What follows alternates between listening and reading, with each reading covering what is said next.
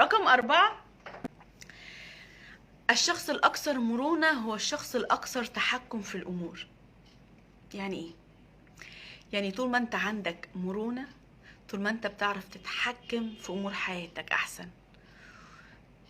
طيب المرونة يعني إيه؟ مرونة إن أنا يبقى بعرف أتكيف، اللي هو ده جزء من الصمود النفسي، إن أنا أبقى عندي مرونة، إن أنا أعرف أتكيف مع أي حاجة بتحصل. طب إزاي؟ المرونة ان انا ابقى بتقبل الحاجة اللي قدامي، ومش بس كده، بعرف كمان اعمل نقلة. يعني ايه نقلة؟ طيب يعني بمنتهى البساطة، منتهى البساطة، انا بيحصل لي مشكلة، دايما بشوف البدايل، عندي بلان A وبلان B. مرن عقلك ان انت يبقى دايما عندك بلان A وبلان B، خطة اولى وخطة تانية، ولو الخطة دي ما نجحتش هعدل فيها، ولو ما عرفتش هتنقل للخطة التانية. طيب المرونة بقى بمنتهى البساطة ان انا بعرف انقل من الخطة الاولى للخطة التانية بسهولة، اسمها مرونة. بعرف لما في حاجة بتحصل تبوظ، بعرف بسرعة اهندل الدنيا، مرونة. فالمرونة منتهى البساطة خالص ان انا بتقبل البدايل، ومش بس بتقبلها، انا بوجد بدايل وبتقبلها، وبعرف انقل بيني وبينها. بوجد بدايل، بتقبلها، بعرف اتنقل بيني وبينها، بعرف اتنقل بين البديل ده والبديل ده والبديل ده. كل ما يبقى انت بتعرف تتنقل اسرع، كل ما مرونتك تبقى اعلى. يعني ايه؟ يعني انا نزلت من البيت ونسيت مثلا حاجه ابني ورحت الشغل مثلا، وابني معايا، ابني مثلا صغير، طفل صغير وعنده مثلا الببرونه بيشرب بيها الحليب، وانا خدته ونزلت الشغل، فدي حصلت لي مشكله، دي مشكله. ففكره ان انا اوبس، احنا في الاغلب لما بيحصل مشكله ممكن نتجمد كده، نقول لك ايه ده حصل كذا، طب انا عارفه اللي هو بنقف كده، ما بنبقاش عارفين نعمل ايه. طيب فكره سرعه ان انت تنقل للخطه اللي بعديها، طب انا ممكن اروح اجيبها بسرعه وارجع. فكره سرعه النقله هي دي، يبقى عندك مرونه. فعشان يبقى عندي مرونه لازم امرن نفسي في الرخاء، برضو في الرخاء. دايما هتلاقوا بسمع الجمله دي كتير مني، مرنوا نفسكم وانتم ما عندكوش مشاكل، عشان يبقى عندك مشاكل عقلك يطلع لك الحلول اسهل. فمرن نفسك كده وانا نازل بالبيت، انا لو ما لقيتش مثلا اوبر هاخد كريم. بيبقى دايما عندك بدايل، دايما عندك بدايل. طول ما انت عندك بدايل، طول ما انت هيبقى عندك مرونه. طول ما انت بتمرن عقلك ان انا هنزل وما عملتش كده هلاقي كذا، ما عملتش كذا هعمل كذا، فانت عندك اوريدي خطه بلان ايه وبلان بي على طول، وما عندكش مشكله انك تنقل بينهم. فبالتالي لما تيجي تقع في مشكله، عقلك اوتوماتيك هيبدا يطلع لك الايه، الحل. هيبدا يطلع لك خطه، يبدا يطلع لك حاجات تانية، ويبدا يطلع لك ويخليك تنقل فيها بسهوله، ما تبقاش ستك. عارفين يعني ايه ستك؟ يعني لما يحصل لي مشكله كده ان انا اقعد حبه مبلم مش عارفه اعمل ايه. فانا لما اقع ادور على طول على الحلول اللي هتخليني اطلع، مش هفضل السك قاعد تحت اللي هو مشكله حصلت مش عارف اعمل ايه. فنرجع تاني نقول ان الشخص الاكثر مرونه هو الشخص اللي بيعرف يتحكم في الامور. لما يبقى عندك مرونه في بيتك مع ولادك، مع جوزك، بتعرفي تتحكمي اكتر في الامور. عندك مرونه في شغلك، بتعرفي توصلي اكتر في الامور. طيب ده المرونه. والفرضية دي أنا بحبها جدا، بتقول وراء كل سلوك أو فكرة، وراء كل سلوك نية إيجابية. أي سلوك على وجه الأرض وراه نية إيجابية، حتى السلوك الوحش. وخلي بالك، أنا دايما أقول لك افترض إن الشخص اللي قدامك وراه نية إيجابية، ولكن لو الشخص ده بيأذيك وانت متأكد، لازم توقف الأذى، عشان بس الناس ما تبداش تختلط عليها الأمر بين الاتنين. فرقم 5، وراء كل سلوك نية إيجابية. إن أي حاجة، أي حد بيعمل أي حاجة أكيد وراه نية إيجابية، حتى اللي بيعملوا حاجات وحشة، حتى اللي بيعملوا حاجات وحشة. يعني نتنياهو، يعني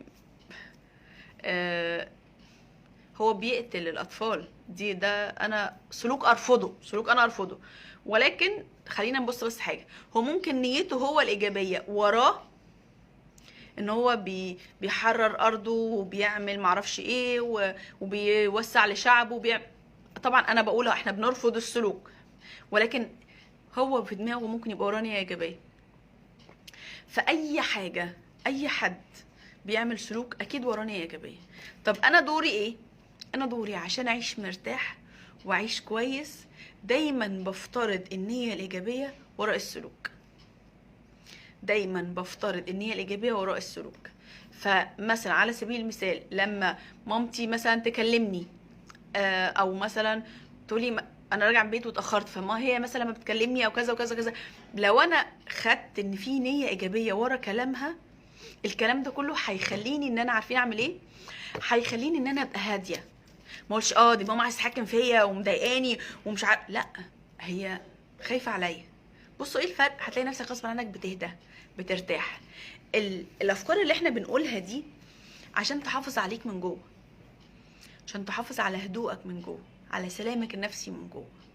فلما احترم واتقبل الاخرين كما هما، رقم واحد اللي احنا خدناها، هبقى مش عايشه في صراع. لما الخريطه ليست هي المنطقه، لما اعرف ان كل واحد بيبص من النضاره بتاعته، هبقى مش عايشه في صراع، وهبقى دايما باخد اوجه النظر كتير. لما هبقى عارفه ان مفيش حاجه اسمها فشل في نتائج في خبرات، فلما اقع في حته هجرب حاجه تانية لان دي مجرد نتيجه ما وصلتنيش. لما ابقى اكثر مرونه هعرف اتحكم في الامور اللي حواليا. لما دايما ادور للناس اللي معايا على اي نيه ايجابيه ورا سلوكهم، ده هيخليني احسن. لو جوزك بيقولك انت ما عملتيش كذا او ما عملتيش كذا، دوري على النيه الايجابيه اللي وراه. بدور دايما على النيه الايجابيه. عارفين احنا ليه في ديننا بنقول ايه؟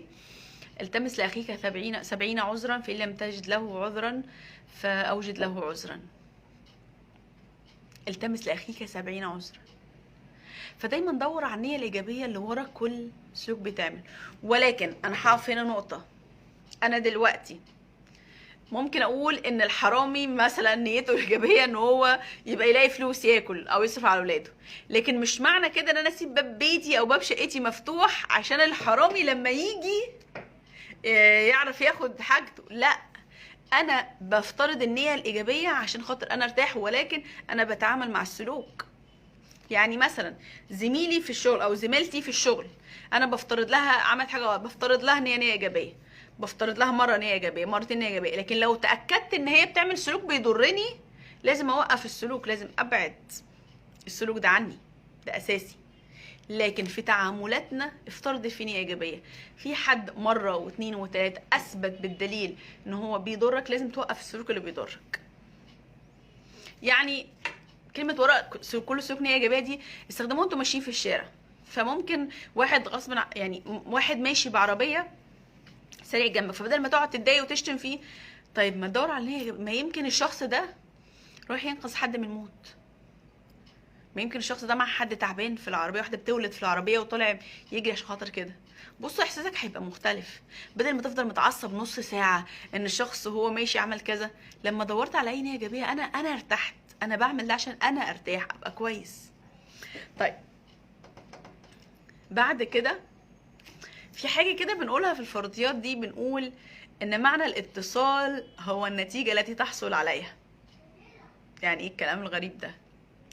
يعني انا لما بتواصل مع الاخرين والاخرين بيتواصلوا معايا، الطريقه اللي انا بتواصل معاهم بيها هي الطريقه اللي بتحدد النتيجه اللي انا بحصل عليها. يعني على سبيل المثال، لو انا شخص دايما لساني وحش وبتكلم بشكل وحش وبشتم في الناس ودايما بتخانق، يا ترى هيبقى مقابل ده ايه؟ هل يا ترى الناس اول ما تشوفني هتبوسني وتحضني وتقول لي اهلا نورت وشرفت؟ اكيد لا. ولو انا بتعامل مع ناس بود ورحمه وطيبه وباخلاق كويسه، اكيد هلاقي معامله كويسه. طبعا لكل قاعده شواذ، لكل قاعده شواذ. احنا بنتكلم على اغلب الامور.